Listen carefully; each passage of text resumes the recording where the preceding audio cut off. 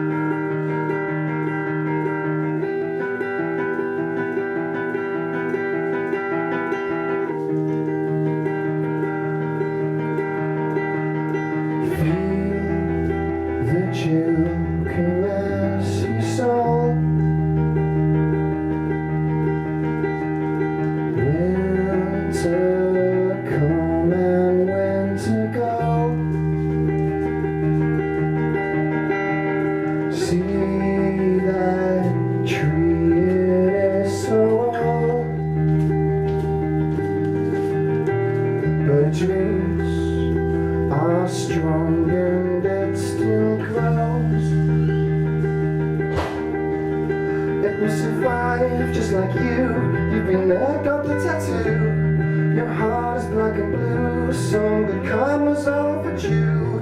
Your dreams will come true, you'll make it through, 'cause you're doing all you can do.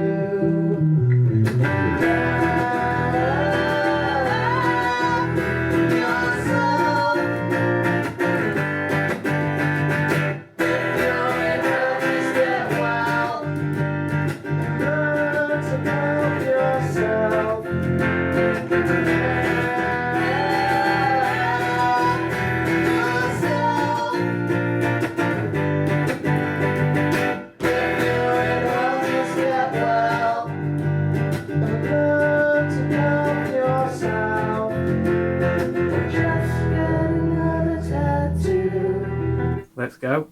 Welcome to the show. Hi Lee, how are you doing? I'm alright. I'm holding up. So let's talk about music. When did you start, when you first I want to take up music as a hobby / career? I think obviously everyone plays something in primary school, don't they? Most people get forced to play the recorder or something stupid like that. But I think the first time I actually realised I really liked music was I was about 7 years old and I started learning to play the acoustic guitar. But I didn't really fully take it up and take it seriously until about university time. I think I was in a band at school. We were called Citrus Trip, which I think is a brilliant name for a band. But we only ever played Oasis covers, and which is all right when you're 16, in the 90s. But I think the first proper band I joined where we wrote original songs was in about 2003. Okay. And that was with? It was a band badly named called Shall Lose His Arm. But it was supposed to be a politically sounding name. And we named that after a really sad news story, actually, of a kid that had lost his arm in a war. But we... every time I ever told anybody the name of the band, I felt horrendously embarrassed. So we sound like a death metal band or something, and we weren't. You've got to kind of explain the origin of the name of the band. Yeah, as I just have. Yeah, definitely, yeah. Hopefully for the last time. Yeah. Would you still class yourself as indie? Not really. I kind of class myself as alternative rock. I think most of my influences were very 90s based, like Radiohead and Nine Inch Nails and Alice in Chains. And I'm not saying I really sounded like any of those, maybe Radiohead, but there's a lot of Blur and a lot of Britpop in there as well. And I just kind of mashed it together, or liked one particular style one day and did a song a bit like that. And just, I never really tried to be one thing. And the only term that really fits the style of music I kind of make is alternative rock. It's not like I try to be anything. I was going to say, because your music is quite political as well, isn't it? It has been recently. I kind of jumped on the bandwagon a little bit. I kind of delved into it and then didn't. I don't really think I'm well read enough to be able to fully comment on some situations. But you've got a thing that's happening in America at the minute with Trump just basically making the situation worse Yeah. by opening his mouth or tweeting or whatever. And the stuff like that, I feel like I can comment on, Yeah.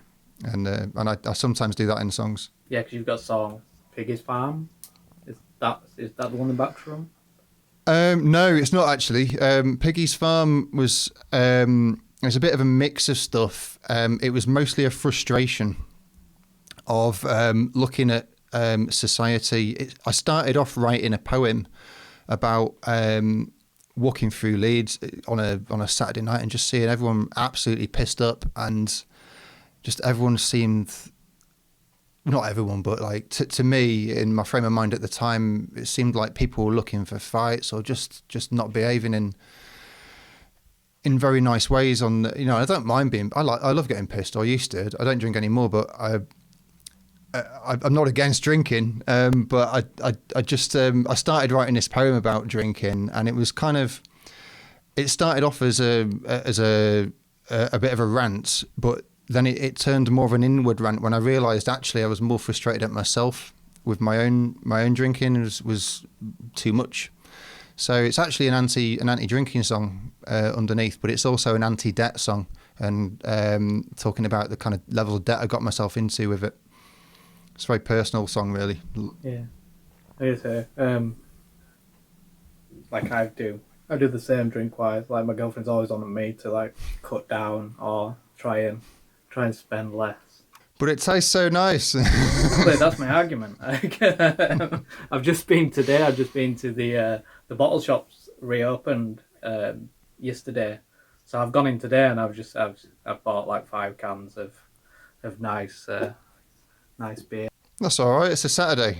Exactly. Nothing is for sure. So I was like, that's a fitting name at the moment, and it's a 10% dry hop double IPA, which is very nice. But yeah, that's like I've just spent 30 quid. So I've already gone over my. I think I only had. Did I have 40 quid to spend this month? She gave me. She was like, just why? Because last month I spent like 80 quid. So she like cut it down. I was like, right, I'll do half then, and I've already gone over because I've got beer arriving today, which cost 30 quid. So I've spent 60. Oh no, and then I bought more. I'm up to. I've probably done. To be honest, I've probably done 80 already. I'm sure you'll enjoy them all. I do it for the pleasure, not for the getting pissed. And well, I do like getting pissed, but yeah, I don't drink at the minute. Like I stopped.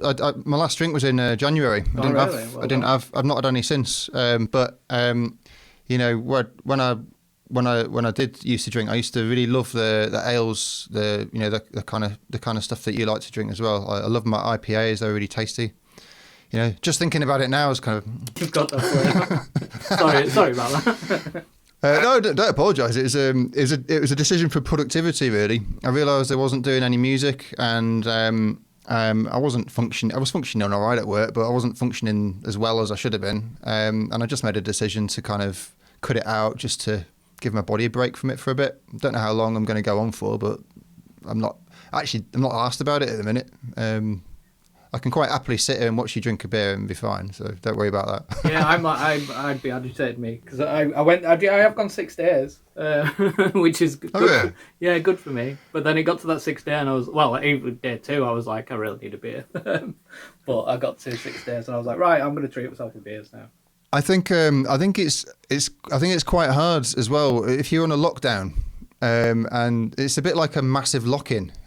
Yeah, exactly. And it's like, because I'd be like, I can't wait till pub's open because then I'll probably drink less because I'm drinking more because I can't go to a pub. That's what excuse I'm using at the moment. Am I going insane? I've got voices in my head again, and I've lost my mind inside my brain. Save my soul in Jesus' name. Just a taste of blood, tempted like a vampire to bite. Satisfied, crucified, show me the light. Trapped in the trap where the piggies get fat. Consolidate debt while the fat cats laugh. Racing to the top like rats on crack. Gotta get out fast. Whoa! How, where and when was your first gig? Like, how did it come about? Oh, my first gig, I can't remember the name of the venue, but it was a cafe in Leeds, and it was it was in the city centre somewhere, not far from the cathedral, and it was just one of these back streets that you go in, and I'd got invited by this guy called Dan, who's quite well known as a musician around those parts. He used to put these gigs on, Right. and he asked me if I wanted to play a song. So it wasn't really a gig; it was kind of just not an open mic night either. It was just very, very relaxed. A couple of friends having a few play a few songs for each other, and I did that. Just did one song. I played a song called "Let's Pretend," which is probably the first song I finished. Wrote it back in the mid-90s sometime, and finished it last year, to give you an idea of my my productivity speed. But Pretty much same. but I did that, and I kind of got the bug from doing that. I got a load of really nice feedback from Dan. It was really surprised me actually, because he's really encouraging, and basically on the back of that, I played another gig. I decided to put my own. I thought, if this guy can put a gig on, I can do it. And my first proper gig was at a bar called Ali Bar, again in Wakefield. And I hired a PA system, which is like a speaker and a mixer and stuff. I'd never done it before. I didn't know what I was doing. And got it all set up. It cost me 80 quid to put the gig on. The owner of the bar let me use the premises for free. And we charged people about 2 or 3 quid to come in. People paid. We didn't make any money. We didn't make any losses. We didn't lose any money. Oh, well, and nobody complained. So I think it was a success. Yeah. That's pretty decent for a first effort, isn't it? Yeah, I enjoyed it. It was good. Yeah. Happy days. Yeah. Very good. So, how important is gigging to you? Less now, if I'm honest. Not because of lockdown, just because I'm getting on a bit. And I've got a pretty serious job where I'm a teacher, and it takes up so much of my time. I like the job, don't want to not do it, but I do sometimes feel like it gets in the way of stuff. And the result is I don't even look for gigs now. I get asked to play them, and I normally say yes when I get asked, and that's as far as it goes. I think the last gig I played was at a venue, it's called 360 Club in Hyde Park in Leeds, and the guy that puts all the bands on there is called Richard Watson. He does so much for the local music scene in Leeds. He's really the best person to know if you're starting up in a new band and you're kind of semi-pro and you want to get onto a decent stage with a decent sound system and a really good engineer. The guy Pete that works there is absolutely amazing. I can't sing that place's praises enough. Anybody that's watching this that wants to get into the gigging scene should definitely check out 360 Club once the lockdown's over, and I can't wait to get back there myself, not to play, but just to watch some of the amazing bands that do play there. Yeah, definitely. I second that. It is a great event. It's now, is it called the lending room now? Is it like a co-ownership? There's two promoters. Yeah. It's the same venue actually. That I've not yet played a gig at the lending room. But the guy that runs the lending room, I think, is called Tom. I've not met him myself. Him and Richard kind of run their own nights separately. I think Tom might do the Saturdays, and I think Richard might do the Fridays, but I'm not sure if it's that every week. I'm not quite sure at the minute. I can't remember what night I was there last, but I remember it. I think it was a lending room night. I'm not sure.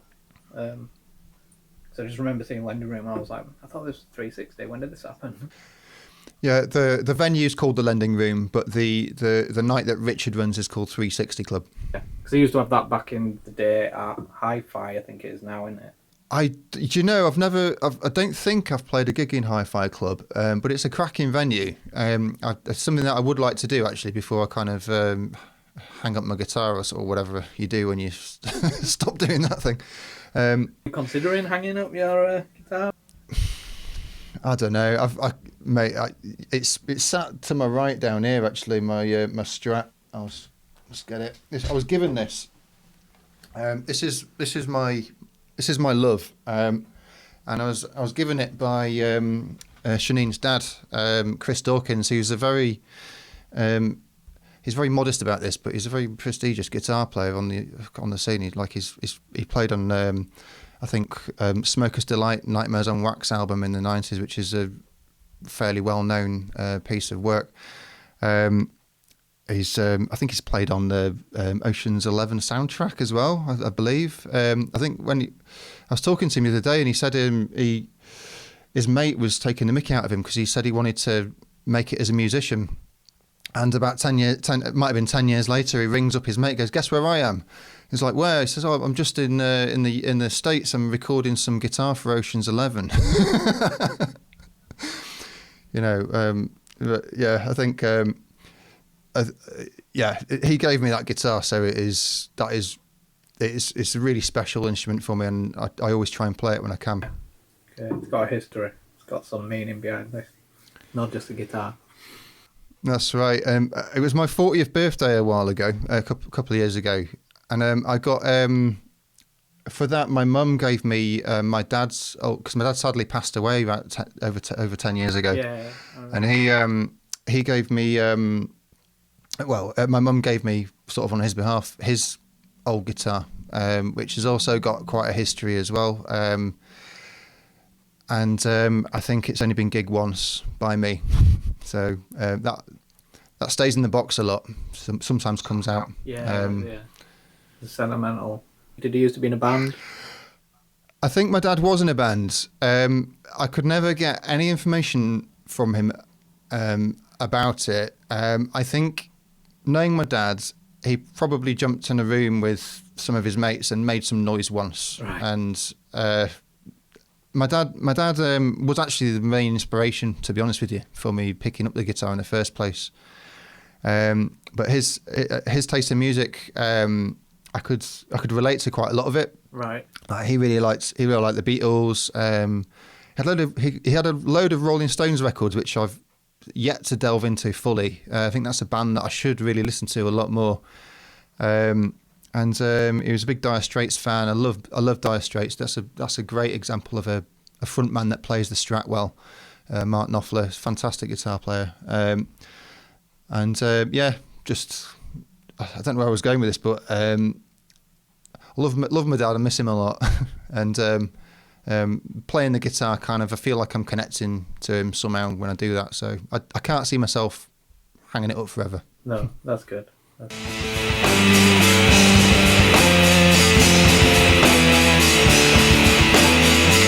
has seen what we have done.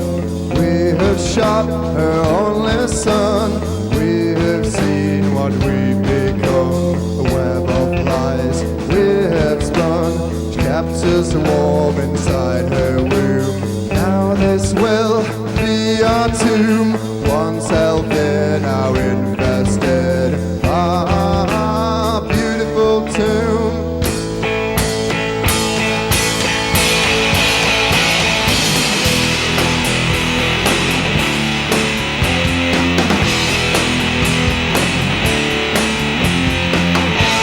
She wants it back. She wants to take it all back. She wants it back. She wants to take it all back.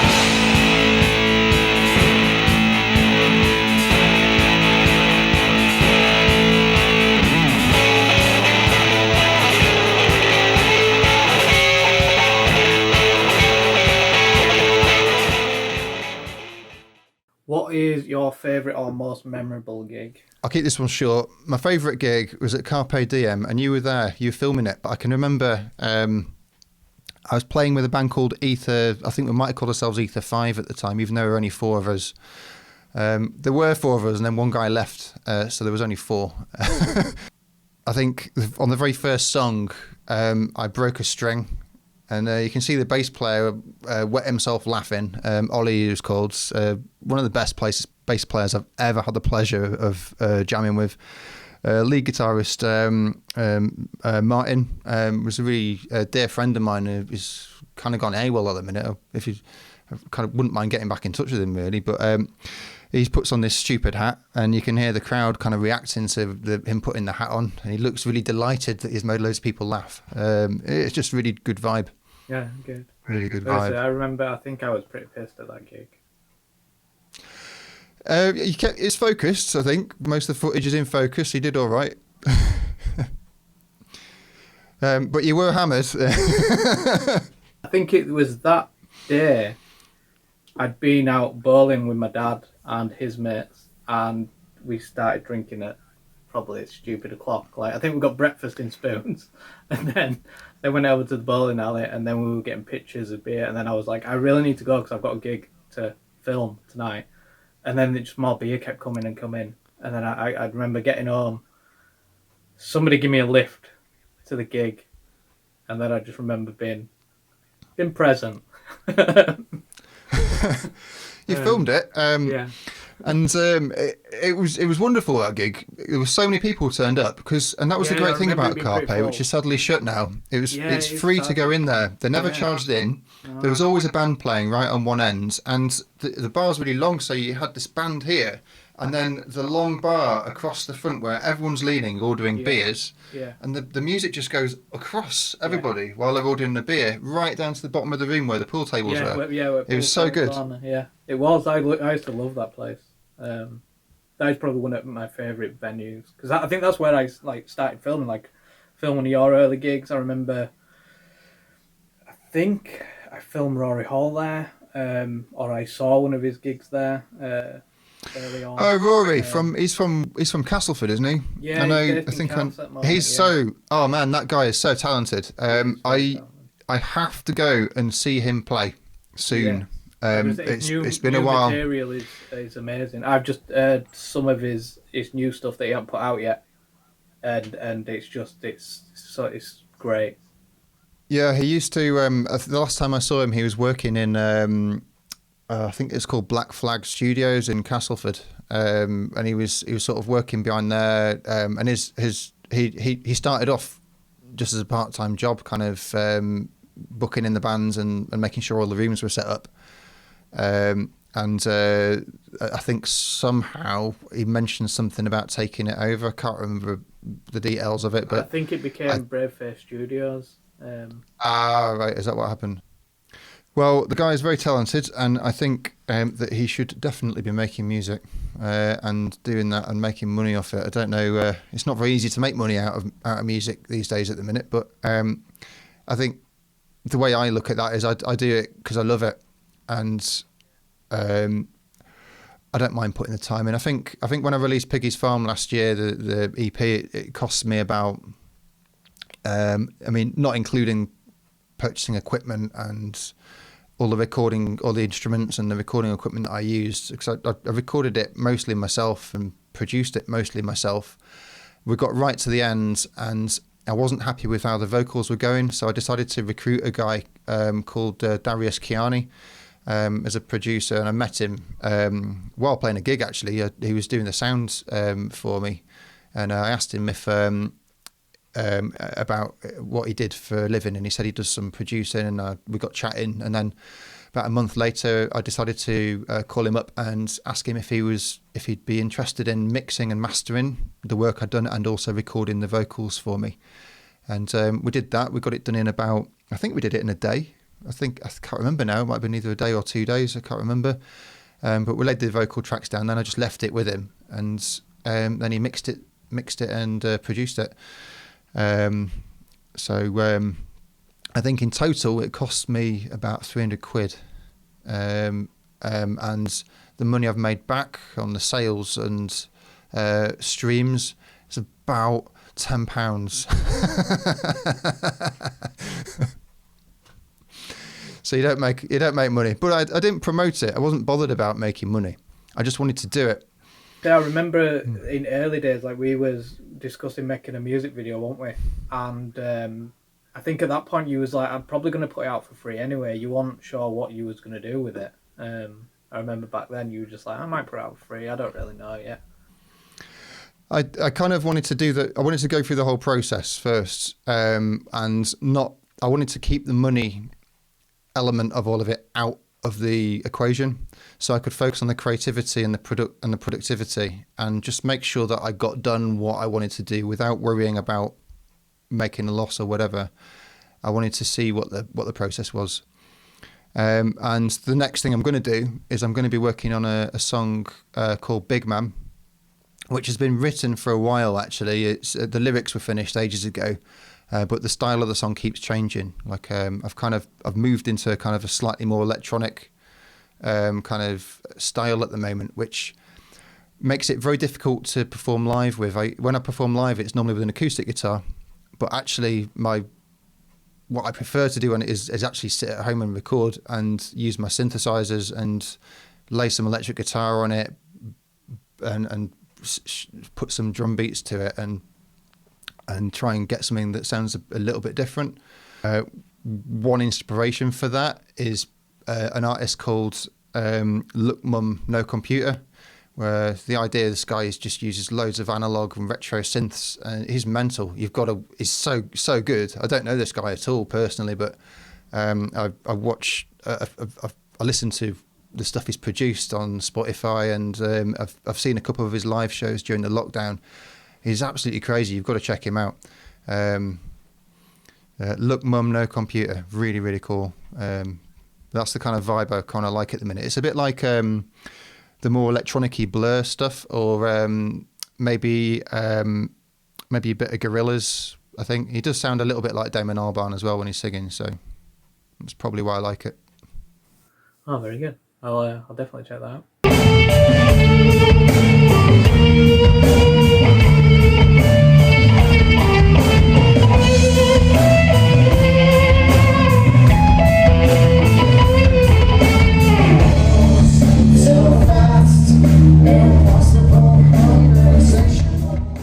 When was your last gig before lockdown?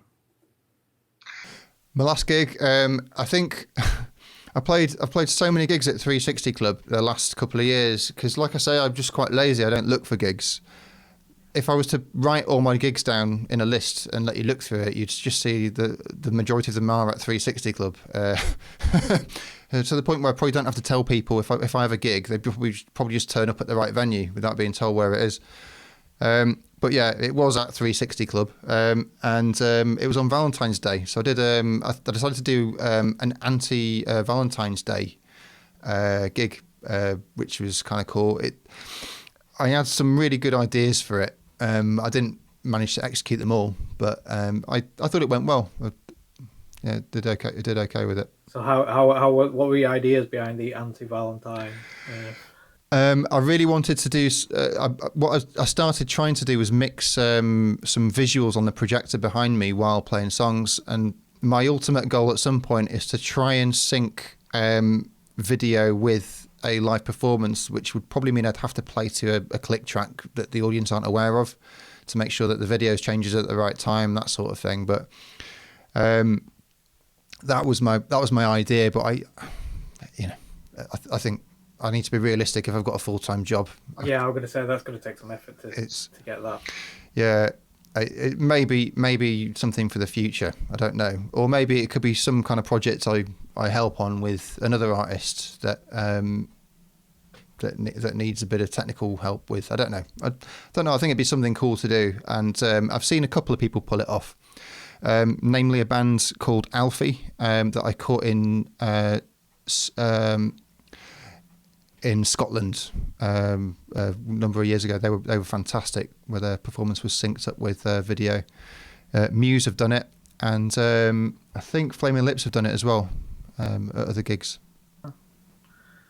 Something to look forward to in the future. Hopefully you'll get it pulled off, maybe down the line. Yeah, and I mean the media is changing as well. Like there's that stuff on. I mean, don't laugh at me, but there's that game Fortnite where there was a performance on recently, and it made the BBC News even. I think I can't remember what the name of the performer was called, but I think it was like a release of a single or something, and it was done in game, which such a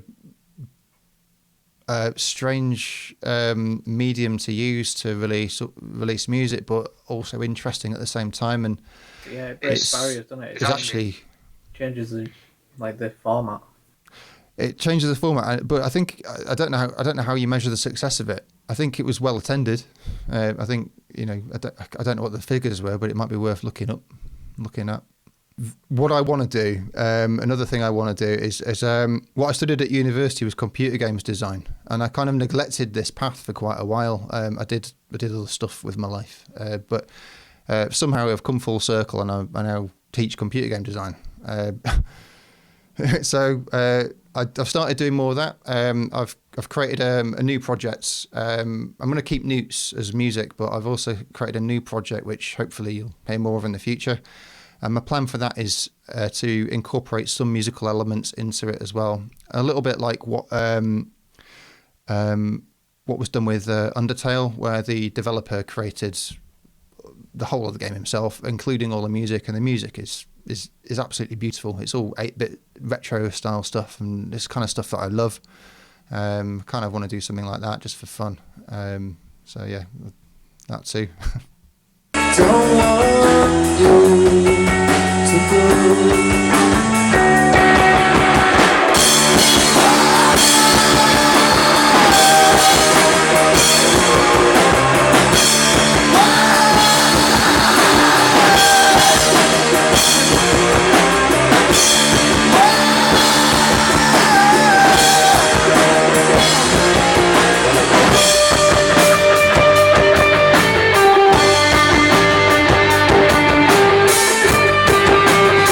How have you been holding up through lockdown? Are you still working or working from home? Or obviously because they've closed down schools and colleges for a while, but they've slowly started to reopen. Yeah, the college I work for closed to the public on, I think it was the 20th of March. I might have the date slightly wrong, but it was around that time. And it wasn't long after that when the Prime Minister announced that the whole country should shut down as well. I think the college shut before there was an announcement, but not long before. And I can remember the first couple of days or week, I felt I didn't struggle. So I've struggled with depression in the past, but I didn't. I felt like a bit of a heavy weight coming down, and you can feel this stuff starting to affect you. And I managed to negate it and avoid any problems because I kind of recognised it and changed my mindset to kind of guard against it. And what I did to do that was I mainly focused on my work. And the main thing that's got me through the last couple of months while I've been locked down, well, several things. One, sticking to avoiding booze. Not saying that everyone would have to do that. For me, I had to. There was no question that needed to be followed. But secondly, exercise. I exercise every other day. I jump out on my bike quite a lot. I got 40k in last week, and I jump on. I'm not very good at lifting weights, but I have a crack at those quite a lot as well. I'm trying to get healthy that way too. And then thirdly, the thing I'm most grateful for actually is the fact that I am so lucky to still have a job. And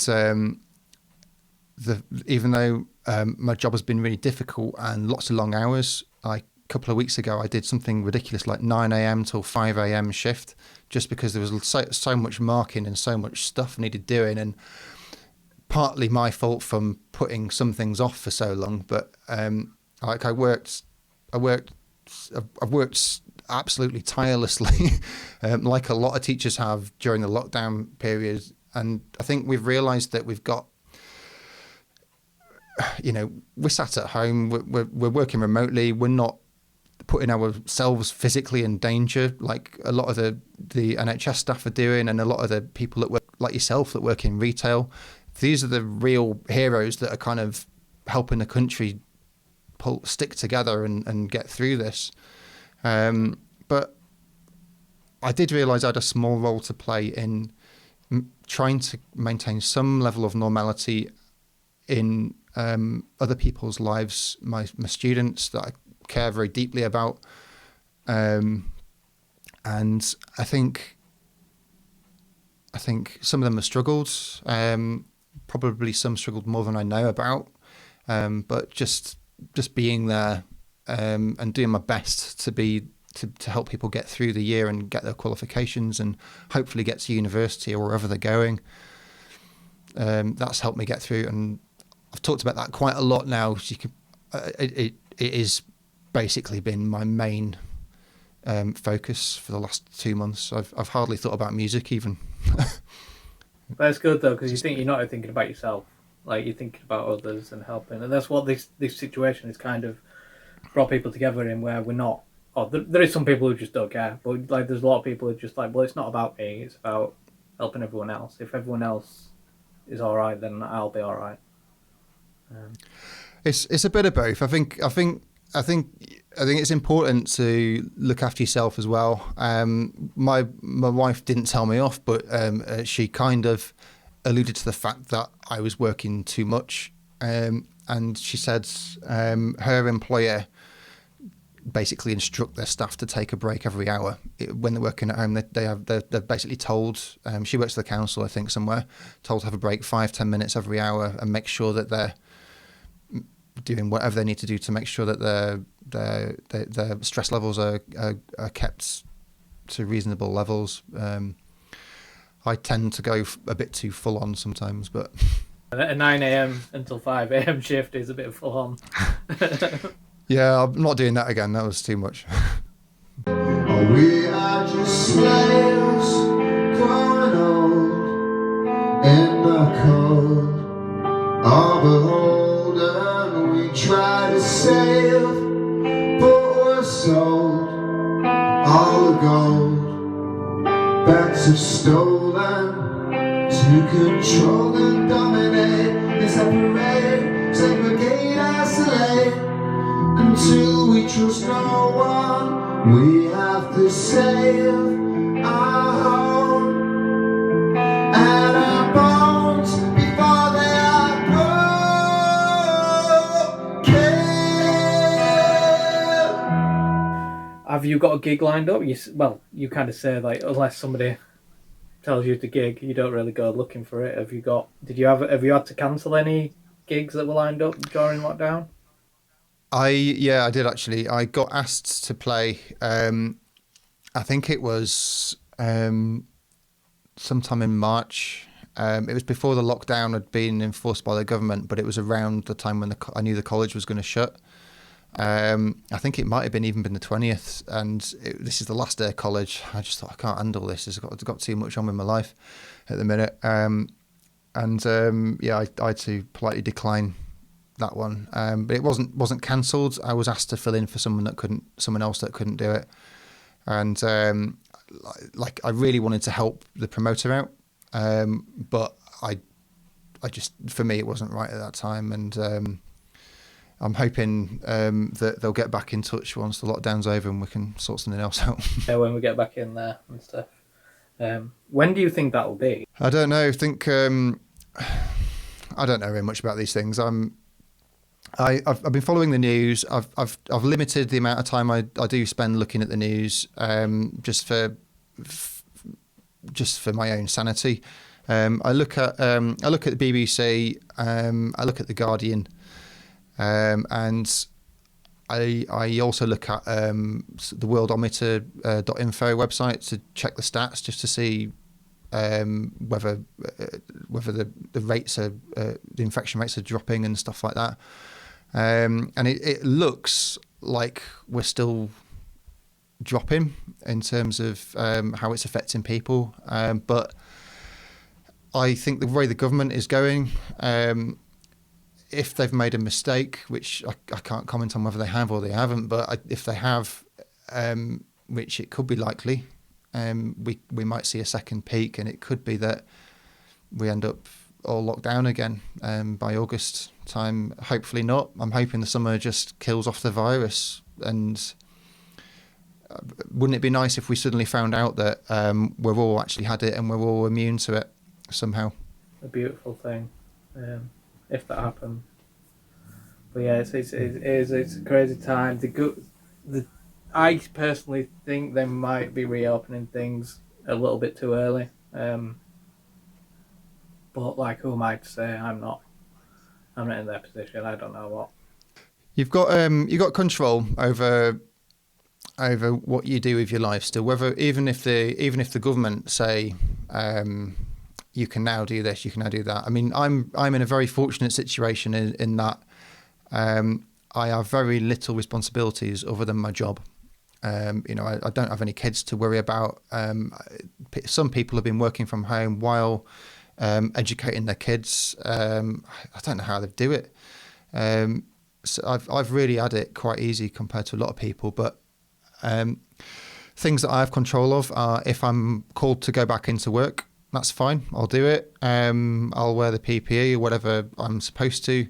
I will avoid public transport. I'm happy to cycle 7 miles into work, 7 miles back out every day just to avoid that, and just do small bits that I can to try and minimise the spread and help protect myself and anybody else I have contact with. But I think just being sensible about it is a good thing, and I think the advice of not socialising in each other's houses is really important to follow.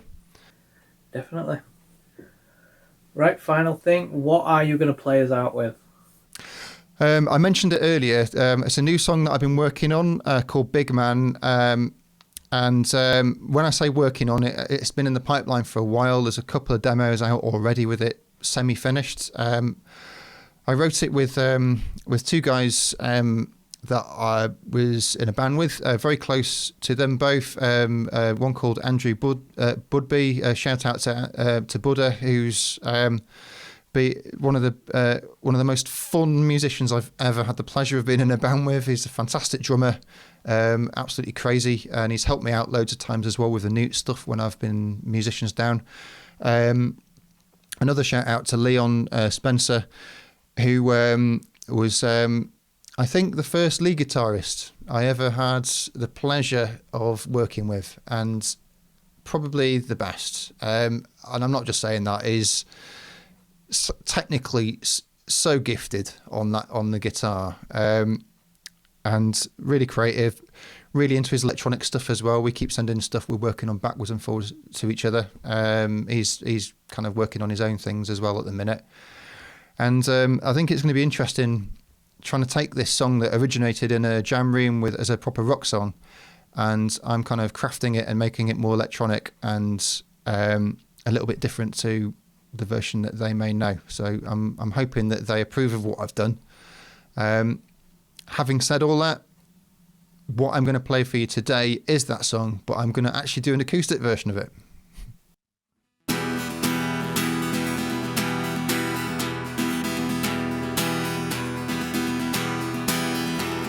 Separate, not unite. Slave the mind, not set it free. Divide thought into black and white. Devoid of empathy.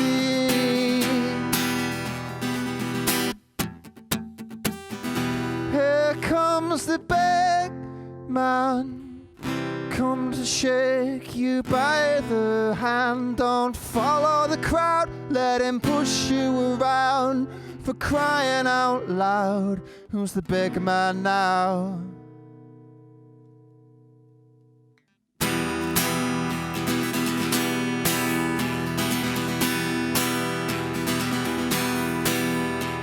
No power, dress, incompetence. Hypnotize, not represents. Trick the eye with sleight of hand. Fix a winner in a game of chance. Build an ivory tower with a picket fence. Here comes the big man. come to shake you by the hand. Don't follow the crowd, let him push you around. For crying out loud, who's the bigger man now?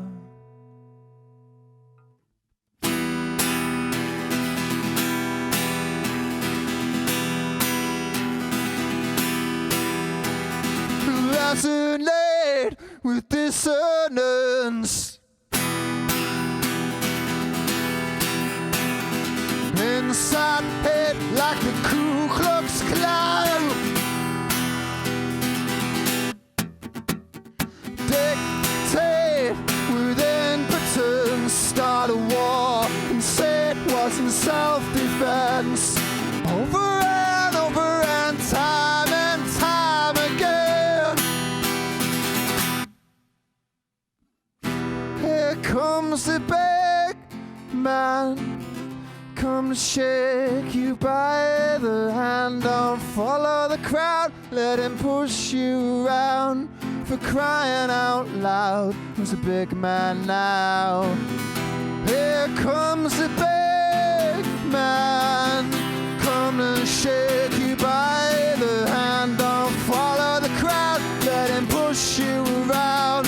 For crying out loud, crying out loud, crying out loud, who's a big